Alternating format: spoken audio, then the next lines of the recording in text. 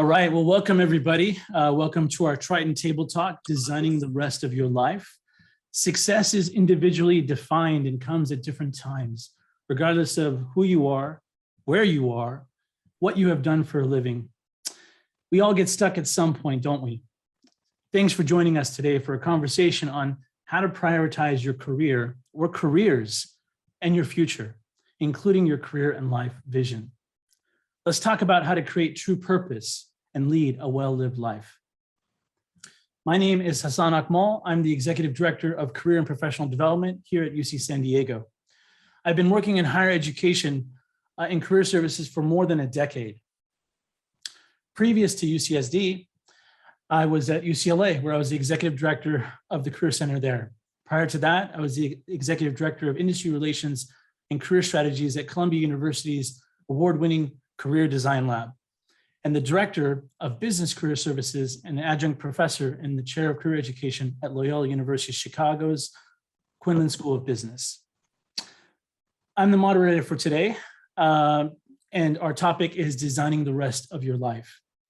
As a reminder, Triton Table Talks are weekly professional development conversations on a variety of provocative career-related topics, lifelong learning topics. Each virtual experience is an opportunity for UC San Diego alumni to meet, and interact with fellow alumni, build connections, gather professional guidance in small, informal group settings. And it's not just limited to alumni. We have guests from the community, we have faculty, we have staff and students here with us today. So welcome everybody. Just a note, our next event will be on March 8th at 5 p.m. The topic is reinventing your career in the new normal. We will also drop the Zoom registration link in the chat for you all so that you can register if you're interested. Before we start, I want to quickly recognize Paula Thomas, the Director of Alumni Career and Professional Development, for all of her hard work behind the scenes and for spearheading this program. Also to my extended team who work behind the scenes, Narit, Diana, Nancy, Paula, and others who really worked hard to get everything ready for you all today. Allow me to briefly explain the thinking behind the creation of this topic. We heard of a variety of suggested topics for this series, this being one of them. What we hope to accomplish is to hear professional and personal perspectives of how some of you have prepared for this stage, the future. This is a topic that applies to everyone, no matter how old you are and no matter where you are in your career and life. Allow me to quickly also explain the format for the discussion. I will introduce and ask a series of questions to our distinguished panelists, which will include some brief self-introductions as well. We've prepared some questions in advance, and we will cover those in the first 40 minutes. Then we'll open it up to Q&A and try to allocate at least 10 minutes for Q&A. Are you ready? All right, well, let's dive in. Allow me to quickly introduce our distinguished panelists today. I'll start with Bryan Green. Bryan is a UCSD alum,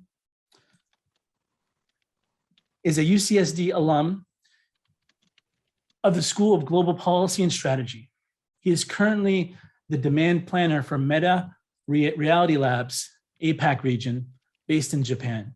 He is a founding organizer of Ignite Sendai, the first conference dedicated to promoting foreign entrepreneurship in Sendai, Japan, and continues to serve as the co-founder of Go Be More Apparel and host of UCAN's Fueling the Pursuit podcast.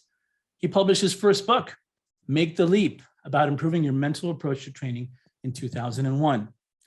Formerly, Bryan was a member of the WWSDM and EMEIA sales finance teams at Apple, with deep expertise in project management, executive reporting, dashboard design, and employee training. In his previous experience at Trians, he worked as a consultant designing and maintaining custom enterprise applications for Fortune 50 companies. I also want to thank Narit for referring this fantastic panelist. Bryan enjoys running, writing, and teaching about mental models and strategies for personal growth. He has lived and worked in the US, the UK, Italy, and currently lives with his family in Sendai, Japan. Forgive me on the pronunciation there, right? Payal Sharma Hopefully I'm close. Payal Sharma is our next panelist, who is also an alum and the assistant professor of management in management, entrepreneurship, and technology at the University of Nevada, Las Vegas. She is a qualitative researcher who studies power dynamics in organizations. Her scholarship to date has focused on topics of empowering leadership and trauma, as well as how leaders are impacted by stress and trauma. Prior to UNLV, she was a visiting faculty member at the Wharton School of Business and tenure track faculty member at Rutgers Business School, Newark and New Brunswick. Her professional experience includes working for the US government, printing office, in strategic human capital, and at the Harvard Business School for External Relations. Payal has a PhD in organizational behavior from the University of Maryland, as well as master's degrees in higher education administration and organizational management from the University of Michigan Ann Arbor and the George Washington University. She's been invited as a speaker across a range of industries such as healthcare, higher education, hospitality, and information technology. She also currently serves as a representative at large for the Organizational Behavior Division for the Academy of Management. She owns 2 dogs, Chai, my favorite tea, a Korean Jindu, and Samosa, a Japanese Shiba Inu, and in her free time enjoys listening to gangster rap and working out in boxing, boot camp, and battle rope classes.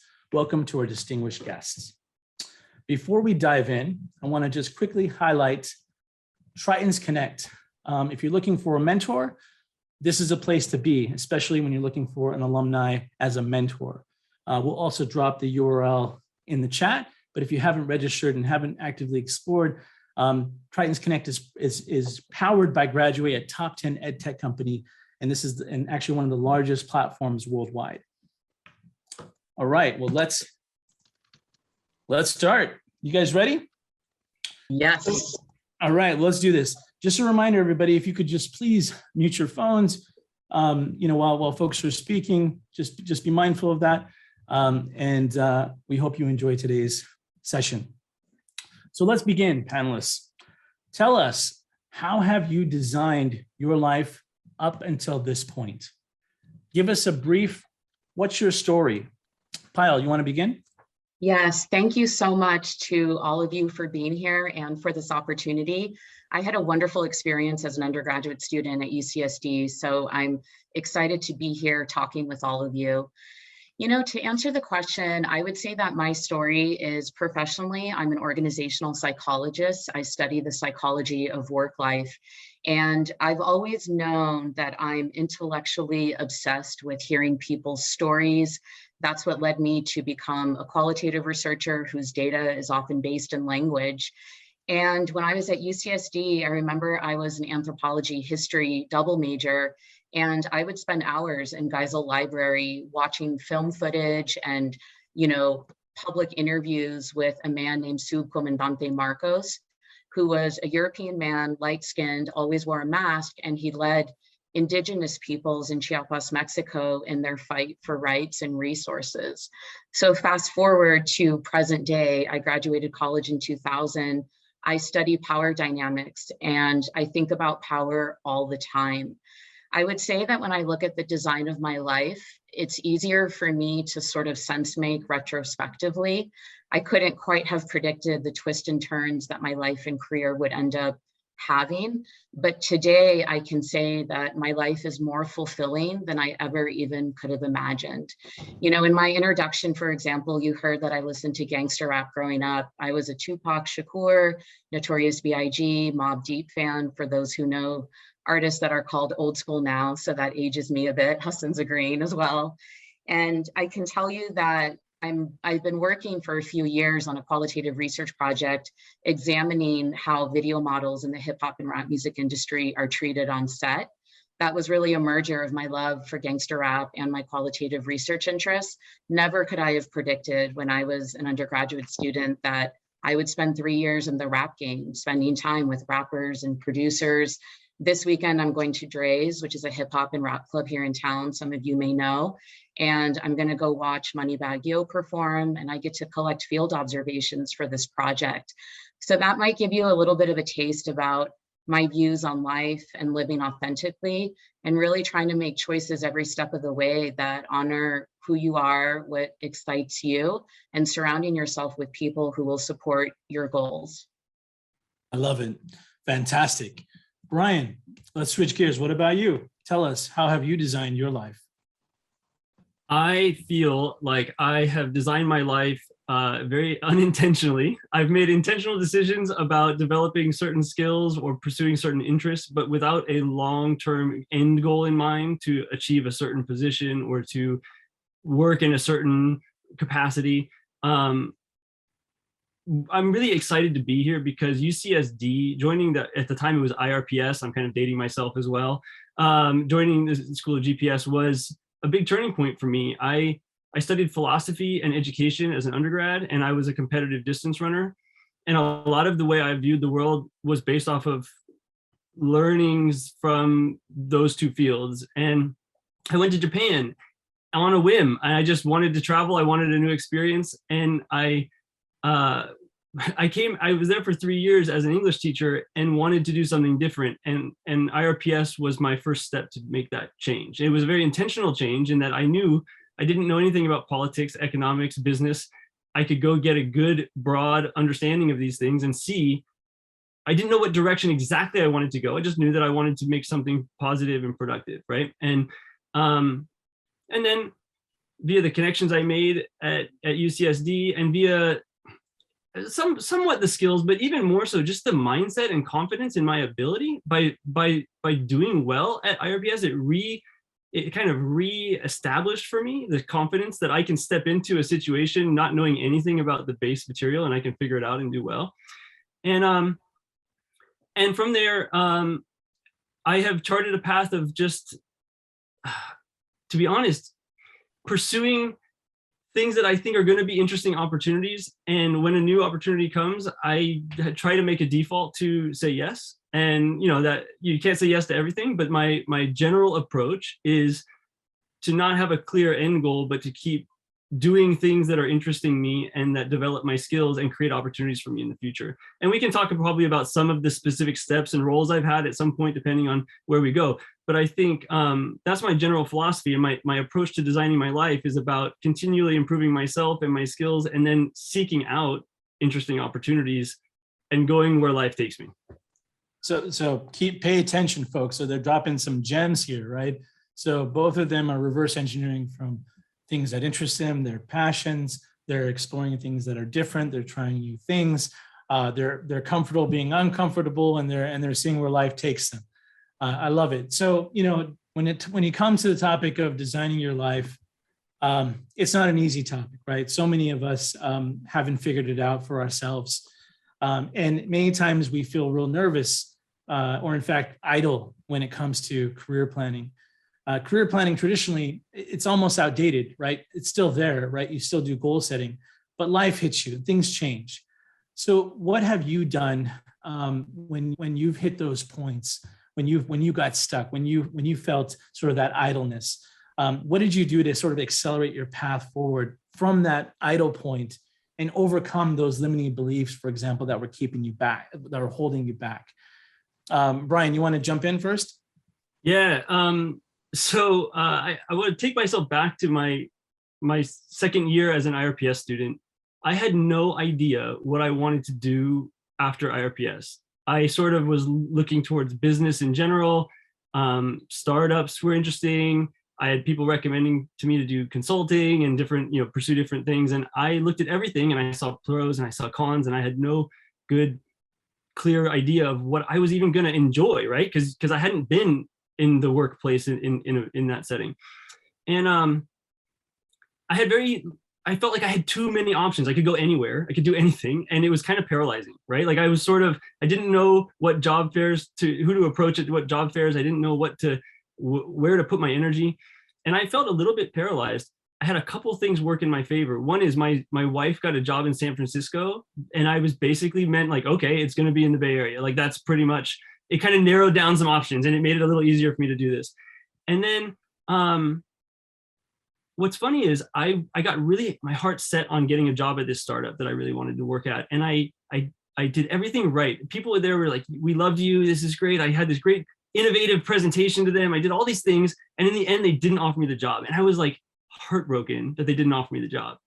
And then while I was up there in San Francisco interviewing with the startup, I on a flyer took an interview with a consulting company just because I was up there. And I was sort of like, whatever, I don't care about this job, but I'm going to go get some experience. They offered me a great job and I ended up taking that job, and it set the stage for the rest of my career, right? It took me off in a whole different area I never would have predicted.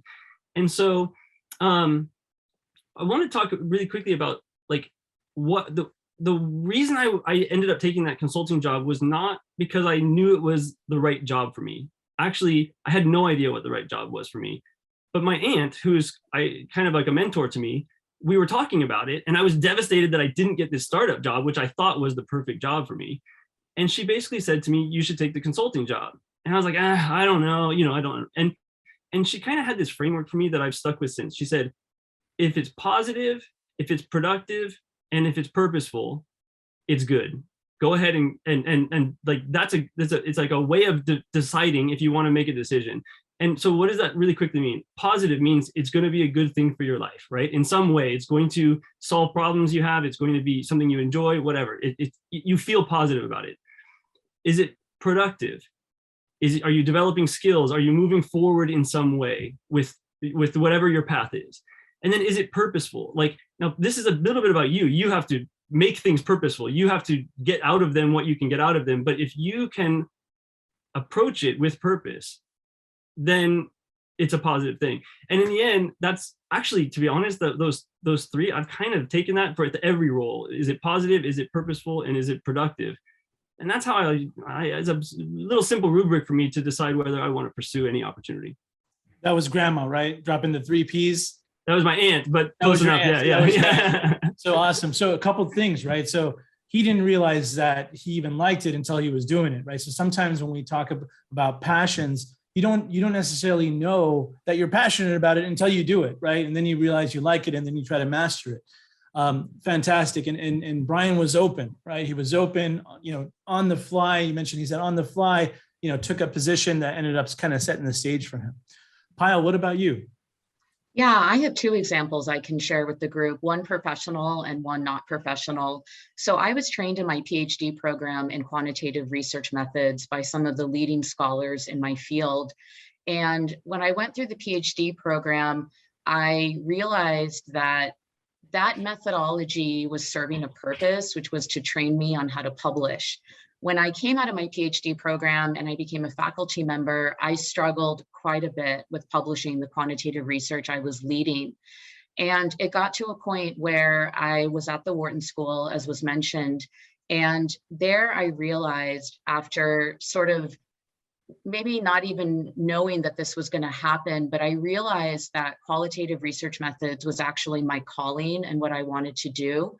And I think a lot about those types of methods, and I'm writing papers about those methods. It's really become kind of what makes my academic heart beat happily. But that pivot point of going from what you know, what you were trained by people who are arguably the most successful in your field, and then realizing that you're going to make a different turn and a different set of choices, that wasn't a decision that, was easy to make. And I remember when I was at Wharton, I was talking to my mentor there, Sigal Barsaid. She actually recently just passed. And I'll never forget the conversation, because Sigal said to me, who as a junior faculty member would switch their methods? It's going to slow down your research productivity. You have to spend time ramping up, learning qualitative methods. It's not going to help you advance any faster towards tenure. But then Sigal cut herself off, paused for a moment, looked around and said, but when have we ever gone wrong when we listen to our own inner knowing, our own wisdoms, when we pay attention to what drives us? And so it was fascinating for me to see her process that, live in front of me.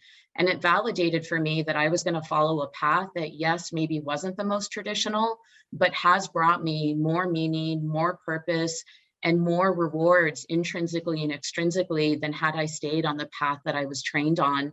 So that's one example that might give you some food for thought about decisions or choices you might be making, where you know it's the right choice for you, even if others around you might not necessarily see that.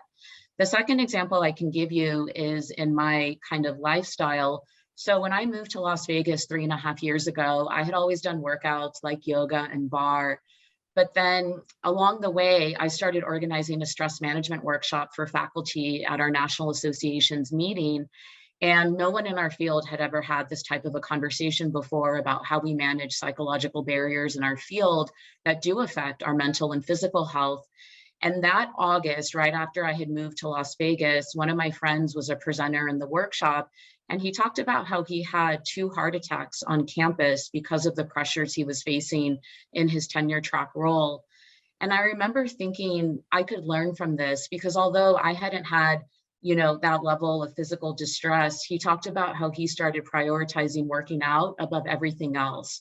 And you won't be surprised to know that it actually made him more productive in his research. He could think more clearly. He was taking better care of himself. So when I moved to Las Vegas, I started pivoting towards, more intense workouts. I lift weights with the CrossFit trainer, Bryan. I do down and dirty boot camp classes with Costin. I do boxing with another coach who recently passed away, Tim Lane. And all 3 of these teachers have helped me physically become stronger. And mentally, I've developed a fortitude and a resilience that I didn't even know was possible. And those workouts are probably not what first comes to mind when you think of a professor or an Indian woman, but those choices are actually making me more authentically who I am. And I, again, find more fulfillment from doing those workouts than I ever did before I moved to Las Vegas. So I encourage you, again, to make choices that align with who you are and to try to turn down the noise of what others around you might say or might have as opinions, because really the most important opinion is your own. I love it. So some really good themes we're hearing in the chat and from what Payal's sharing, interviewing yourself, right? So just like she just said, the most important voice is your own. And unfortunately, many times we're not living the life that we think we are, right? We're living someone else's vision, not our vision of success in life. And then just the whole physical aspect of it. I know many of you out there are scholar athletes, take fitness. I know we have a couple instructors, fitness instructors in this room right now.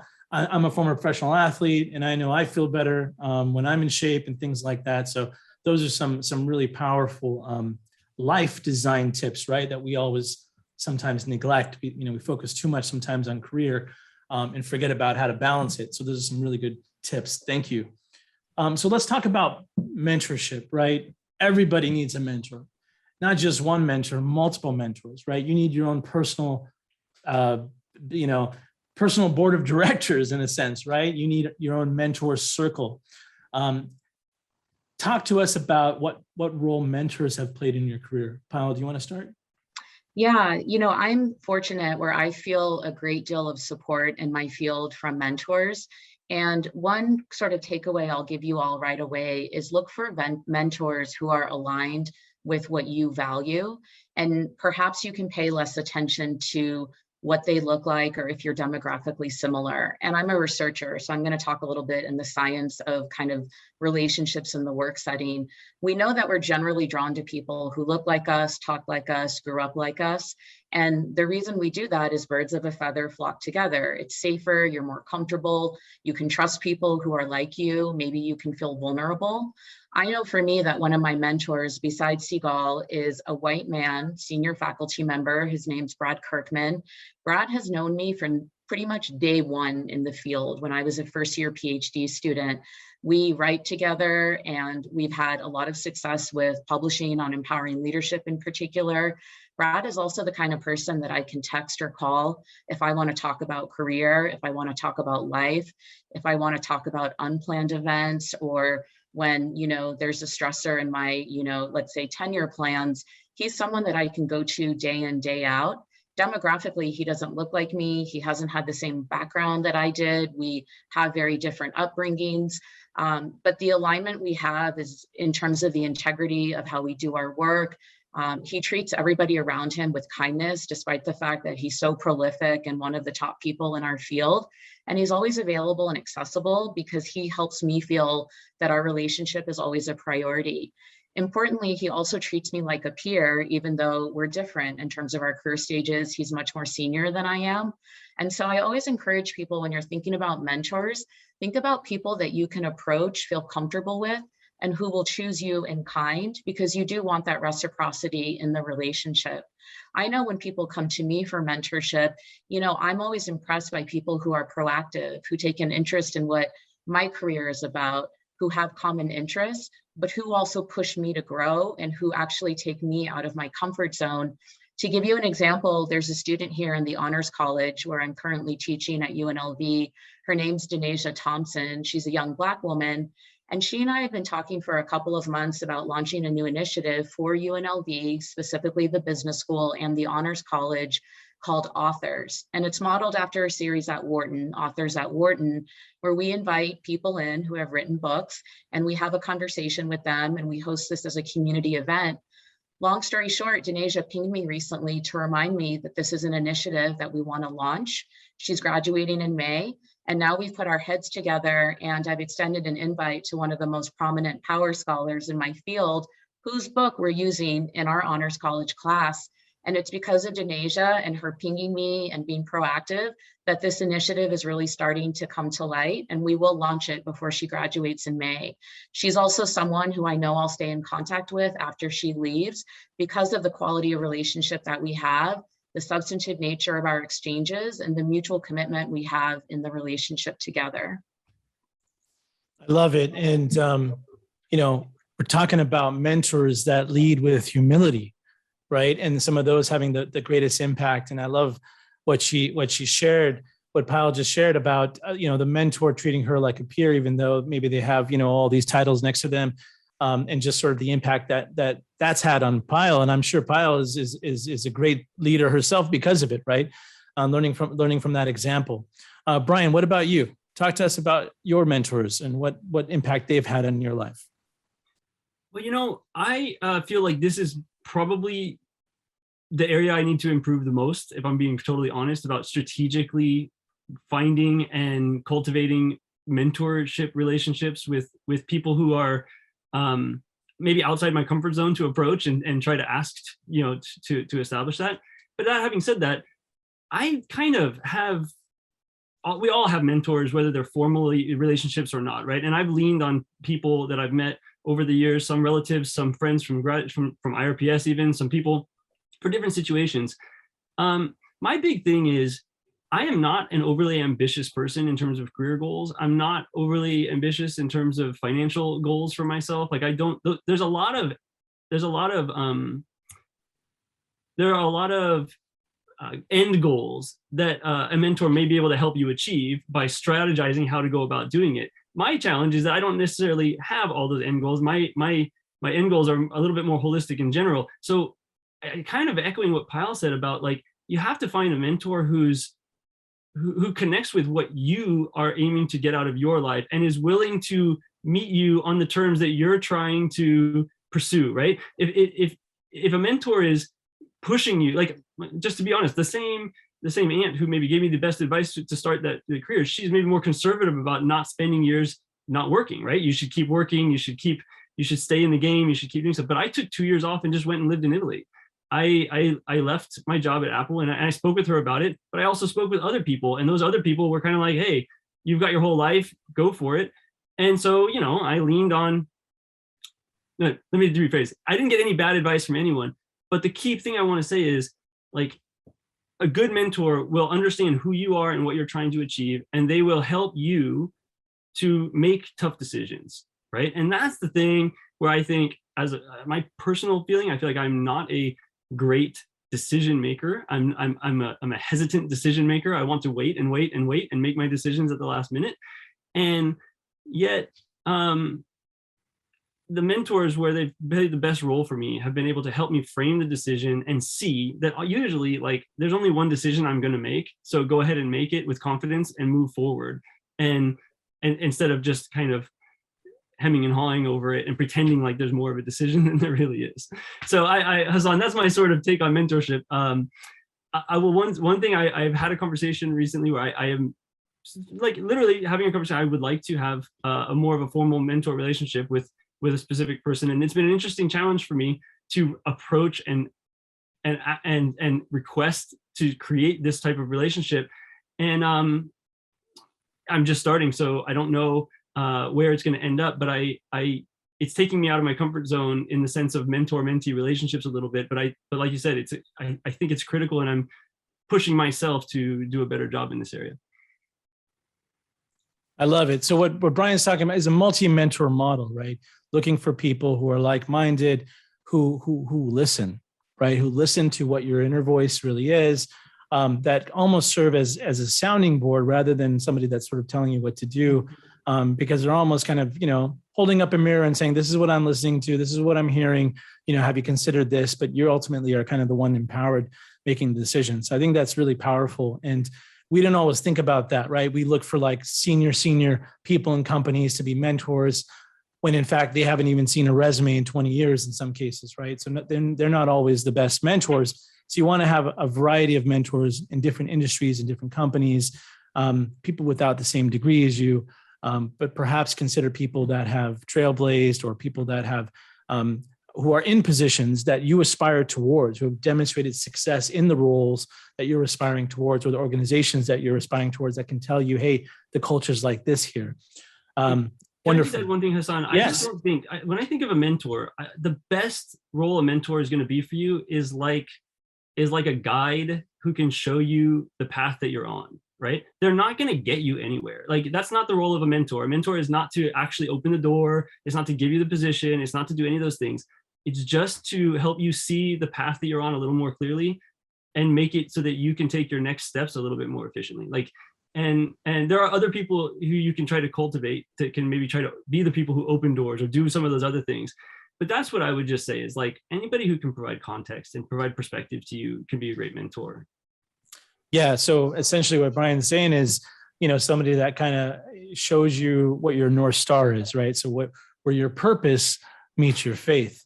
That's tough, right? That's tough. We sometimes are moving in the wrong direction, far from the North Star, and we need to kind of readjust and realign. So there's some really good comments in the chat talking about balancing career and life, and prioritizing careers and prioritizing life. So let's talk about career and life vision. Career and life vision is a very difficult thing. Not everybody has one. Not everyone knows kind of how to think about it, how to go about it. What's your perspective? Do career and life go hand in hand? And if so, how does your approach help you align sort of a panoramic view that includes both? We see it in the chat, someone talking about graduate school, but they have to balance life. Bryan, why don't you start, and then we'll go to Payal.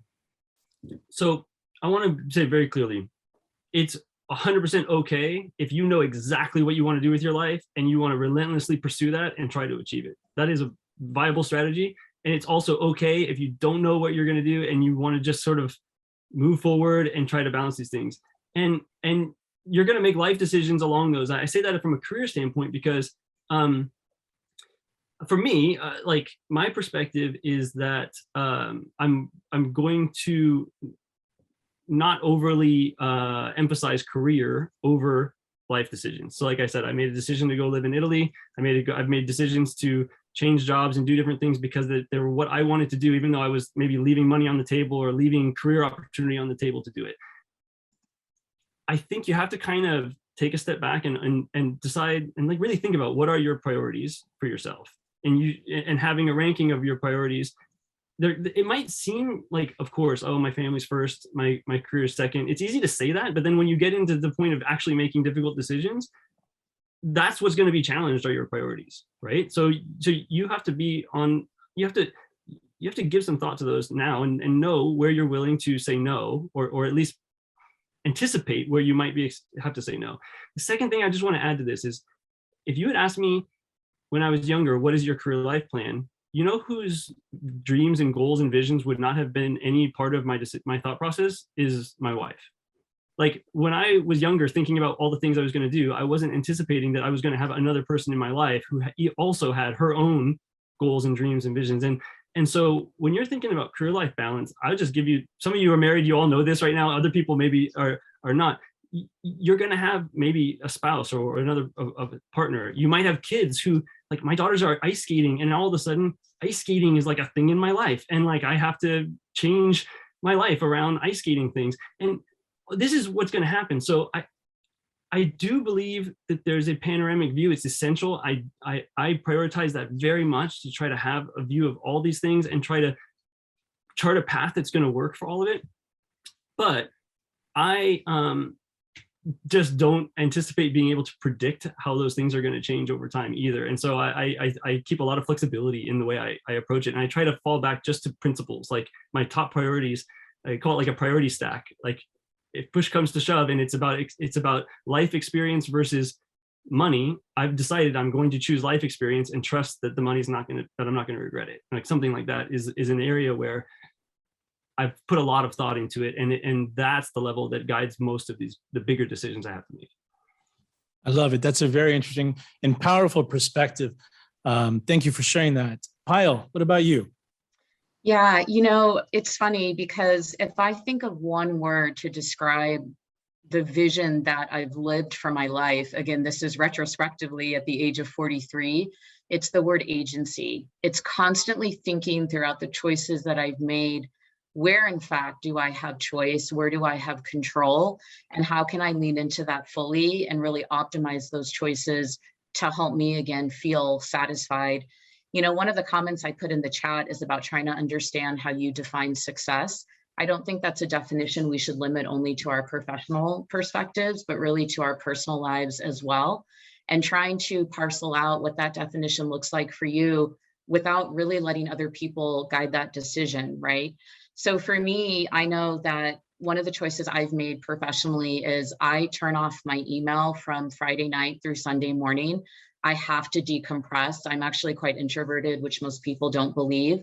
But after I've been teaching, I need a break. I just need time to focus on something called hobbies, which a lot of academics don't have. But I try to use that off time from work to, enjoy those activities or those people that I want to spend time with. That still gives me meaning and purpose in a different way. And again, exercising that freedom to choose the weekend time to recharge, to give my brain an opportunity to rest and to come back excited to work.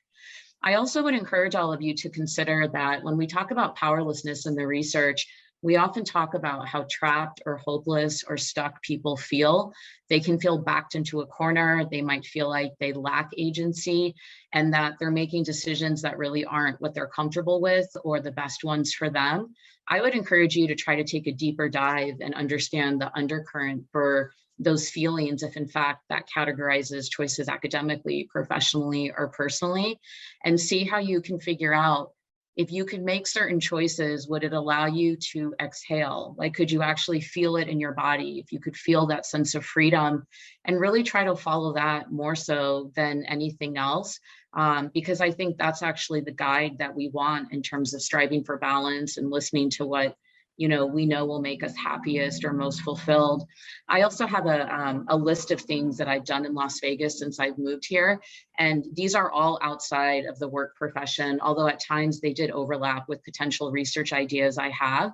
But perhaps this will give you an idea of how I live my life and manage my career. So in the 3.5 years I've lived here, I went to a heavyweight fight in the professional boxing industry. I went skydiving for the first time. I got a neck tattoo, which is the Japanese symbol for power. I decided I need to brand myself. It's actually in English, the translation is strength. For my 43rd birthday, I did bottle service on the Strip at a lounge. And then last fall, I decided I wanted to explore possibly studying host, the guys that run the day and night clubs here. So I did a strip club tour. We went out at 12:30 at night on daylight savings in the fall. I went to bed at 7:45 that morning. We hit up 3 strip clubs and there was like a group of us. And all of these activities just again really reflect my interests, what intellectually intrigues me, the kind of company I'm curious to keep. And I feel like I never have a lack of stories to share with my friends or text to send them at 3 a.m. when we're moving from Crazy Horse 3 to Spearmint Rhino. But these are the activities that again feel most fulfilling to me. And so when I'm not working, the balance for me comes in pursuing what I'm interested in, what I think is exciting, and what I want to talk about with people the next day. So that was fantastic, because if you notice, both Bryan and Payal, they have not just one career, right? They have multiple careers over a 30 to 40 year runway, right? So you have to think of yourself as almost an entrepreneur, even if you have just one big client, because they're mapping out multiple careers over a lifetime.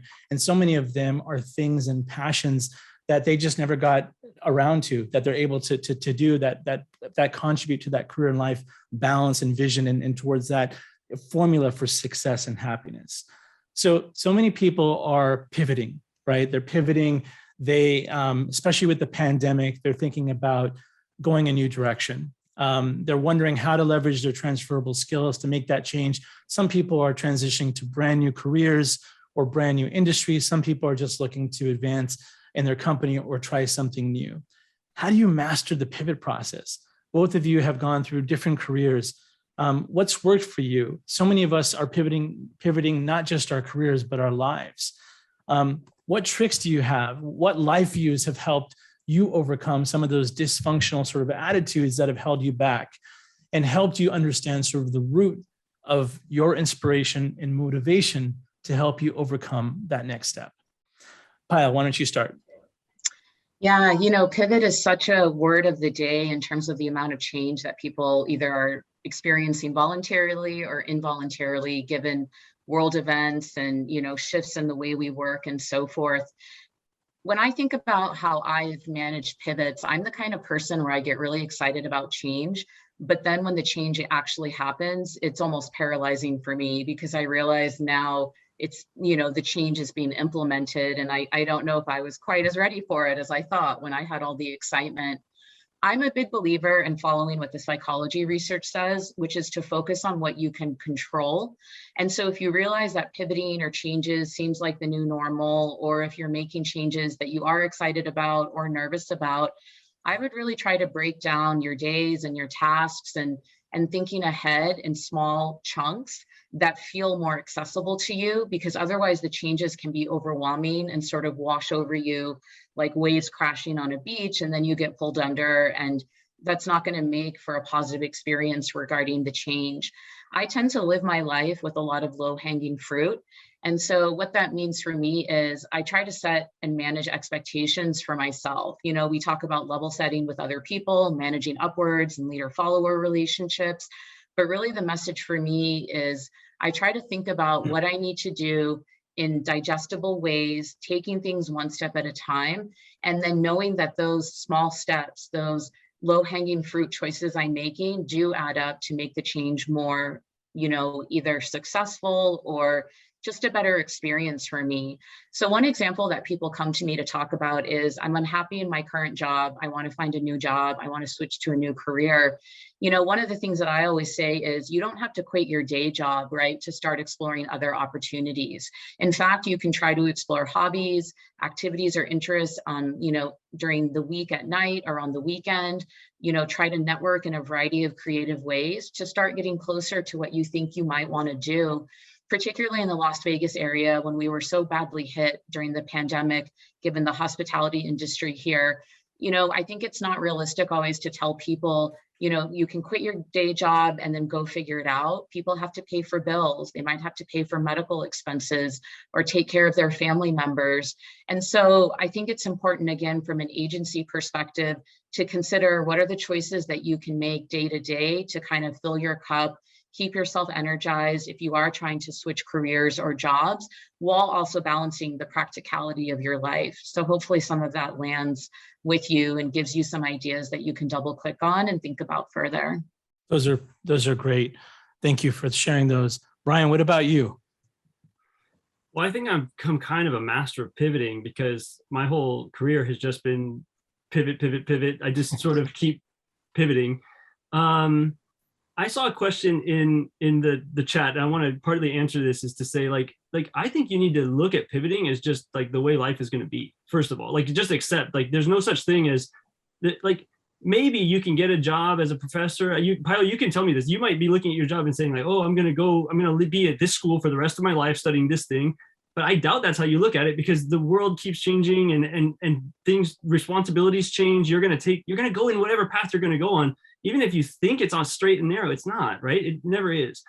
And so you can actively choose to pivot, or life is going to pivot for you. So like you can sort of accept that. And I think one of the, like when I was working at Apple, I had this great team. I loved the team I was on. I had 4 other people on the team. We were great as a team at managing all the responsibilities. We had fun. We went out to go get bobas and mochas, and everything about the environment was great. And then all of a sudden, one of the guys came in and said, hey guys, I got another job. I'm leaving. And I was like, what are you doing? Like, how could you leave this situation? And then 2 months later, another guy did. And then like a little bit later, another guy did. And I was like, oh, now this is like, I was like trying to not pivot out of this thing that I liked, but it wasn't my choice, right? Everybody's lives and all the things you're doing are going to create situations that require you to pivot. Now, I want to share something else. Sometimes I feel like I'm talking too much about the negative things about myself. You know what I hate is I hate looking at for a new job. And I read the job requirements and I think to myself, well, that's impossible. I could never get that job because I don't have the 10 years of experience and I don't have the background on the 8 different coding systems and things that they want for this entry-level job at a not famous company, right? You sort of look at this and think like, it doesn't make any sense. And I tend to get bogged down in this idea of like the details. Like I don't meet those qualifications. Like I don't, how can I pivot to doing this if I don't even, like, how are they going to trust that I can do this when I don't meet any of the requirements they say they want? That kind of, it's a little bit self-defeating, right? But this is a natural thing. And I felt this so strongly when I was at IRPS. Now I have the benefit of being able to say, well, I've done these jobs at other companies and I've been successful in these different roles. And so, you know, I've got a track record to maybe lean on. But at IRPS, I didn't. And I was just like, I'm not qualified for anything besides learning how to do a job when I get there, right? And so I really think that it's easy to get into a couple self-defeating thought processes about pivoting. One is that what they're asking for is what they need. That may not be the case. What they need is somebody who can come in and solve their problems. And if you can, right, if you can show them that you're a problem solver who's able to learn and able to work with people, you got your foot in the door. Okay, just trust that that's one thing. The second is, it's not about talent. It's so easy to think that, oh, the reason that these people are in these jobs is because they're so smart or they have so much whatever, like they're great at whatever these things are. Everybody had to learn how to do the job. One of the chats in them said, you know, how did you learn a skill like demand planning that you don't learn in college? It's like the reality is you're not going to learn how to do your job in college. Nothing you're learning, unless you're going into very specific careers, like the exact classes you're taking are not going to just be templates to go in and step in and do your job at a company. The skill that you're learning is how to learn to develop new skills. And so you're learning how to develop skills in finance, in economics, in politics, in science, in whatever the subjects you're studying. You're going to step into whatever career you're going into, new thing, and you're not going to use the exact stuff you learned. You're going to use your ability to learn new things to do the job. And I feel like I've said a bunch of different things. I want to summarize it to say this, like the key thing about pivoting, if I'm going to be totally honest, is being optimistic that you're going to figure it out. That's because right.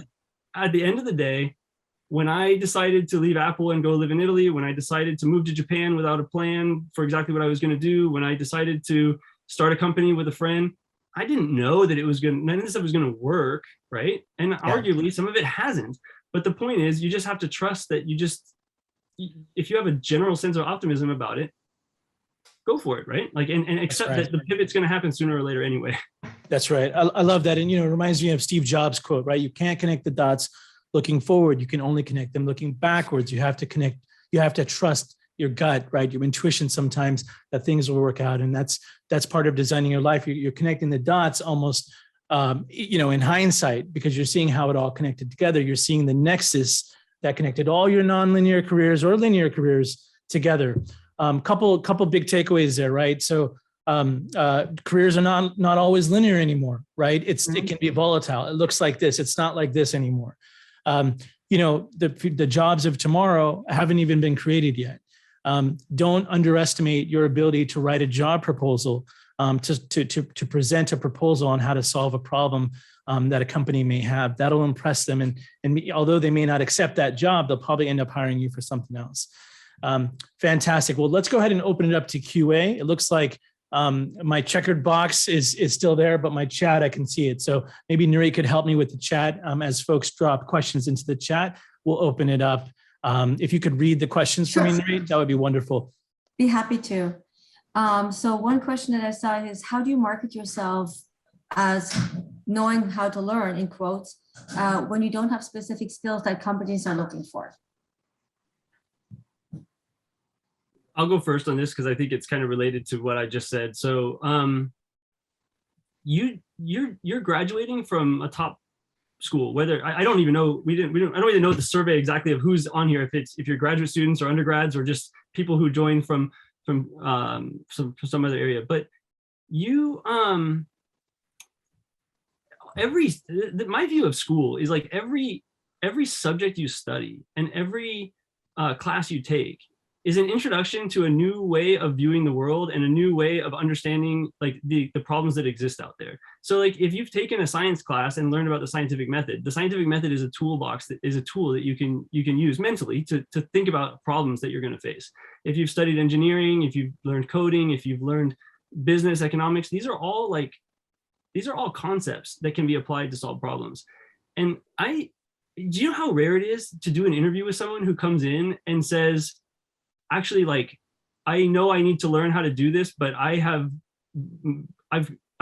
my approach to life is continuing to get better at how I learn to do things and do things better. Like when people come in with that kind of attitude to me, I'm just like, well, that's exactly the person I want to hire, right?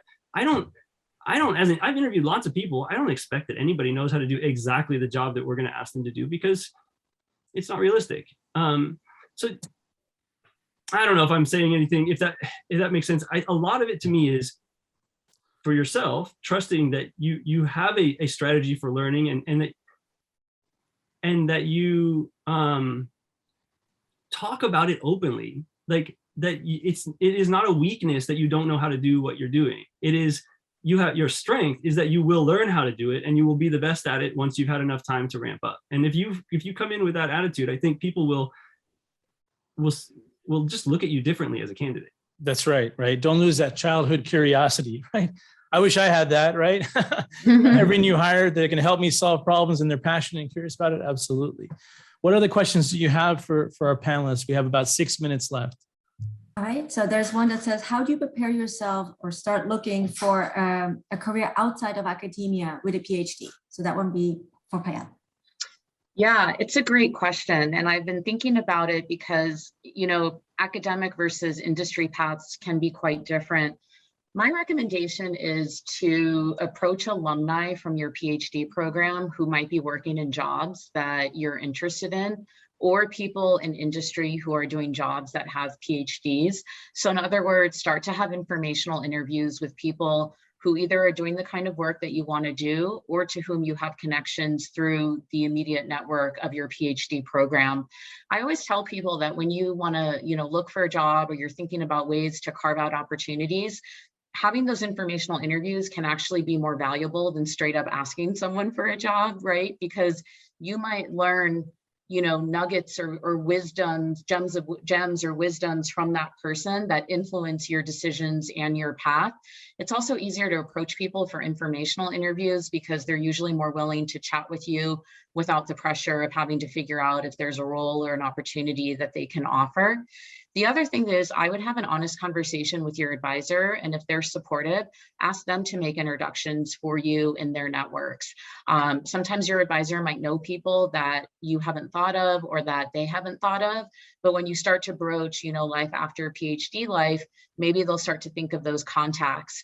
I'm always happy to chat with you offline if you want to send me an email as well and to help you brainstorm. And certainly if I know anyone in your discipline or in organizations that you're interested in, I'm happy to help make those connections as well. When I was on the job market, I was looking for an academic position, but I followed a lot of these same principles. I spent probably like several hours over the course of a few weeks talking to alumni, learning about how to navigate the job search process. And there was so much tacit knowledge that I picked up from these folks who had just been there and done that. And I found a lot of people were more than willing to share with me their own experiences. And so I'm a big believer of building your support system, talking to a lot of people, and even the practice of talking about what your interests and goals are will help you when it comes to interviewing. So hopefully some of that will help be a guide. Yeah, and so many of us are in non-linear careers, right? So we're not in a degree related career, but it still works, and that experience was still valuable because of the social capital that you got through it. I would also say expand your career choice circle. Don't start with job titles. If you start with job titles, you limit your career choice circle. Start with skills, right? An archaeologist can be very much like an HR recruiter if you think about it. They dig through resumes, right? There's some similar attributes. And so I think that could open up your options there. We got time for maybe 2 more questions. What do you got for us next, Narit? Well, this one I really thought was good too. Where was it now? I just lost it. Sorry. How do you settle with missing out on stuff like the opportunity cost, right? I.e., like, for example, committing to one job when there might be a better opportunity in the future, or taking up new job offers that didn't pan out. I can actually start with a non-professional example. Bryan, I can then hand it over to you. I have spent just under 2 years looking to buy a place here in Las Vegas. Oh my goodness, what a roller coaster it has been, including because Californians and Arizonians have come in with cash offers, putting in corporations too. It's been like such a crazy time that I don't think any realtor could have predicted when COVID first started. And there have been probably at least 2 or 3 properties that I thought I really wanted that didn't work out. And I finally went to my realtor and I'm like, Mary, what the heck is going on? Like, how do I psychologically manage this, up and down, and thinking that I really wanted this, and then it didn't happen. And now I don't have a place to live. And it got to a point where I had purchased a condo, or so I thought.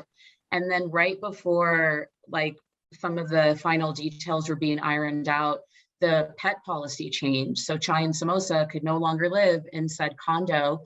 I had also given lease to my current place, my apartment, and the clock was ticking because my apartment building had said, we're going to rent your place out. There's a lot of demand. I didn't have a place to go and I was sweating it. I was losing sleep and I felt like I had so much regret that other properties that I had looked at weren't the ones that I pursued. Long story short, I was persistent. I kept looking. I did not sacrifice what my values were. I had a decision, criteria list that reflected what I really valued, like what was most important to me. And the long and short of it is I closed on a condo last week, picked up the keys on Friday, but man, can I tell you, it was stressful and I had so much fear of missing out. And it got to the point again where I wasn't sure how this was all going to end, but you have to keep going. And my realtor finally said to me, she said, those other properties weren't meant for you. And that simple explanation really landed with me. And it took a few days, it took a few classes in boxing, but then I internalized that. And so I think you can kind of say to yourself spiritually, those other positions weren't for you. And you can think about why, but you can also drive yourself crazy if you stay in the space of why. So I think being able to move on and really try to focus on what is for you can be quite freeing. That's right. You don't find purpose, it finds you. I love it. Bryan, any career and life hacks on this? Well, my big thing, and I talked in the beginning about positive, productive, and purposeful, right? And the flip side of that is trying to find something that's perfect. And if you're out there seeking perfect, you're always going to feel like the opportunity cost is perfect. And that's that's a paralyzing way to feel, because you're always like, yeah, but if I take this, then perfect is unachievable, right? And I don't have any illusion that like the opportunity cost is actually perfect, right? Like it could be better, like it could be worse, right? You don't really know until you do it, and you don't get to do it all. So it's all hypothetical.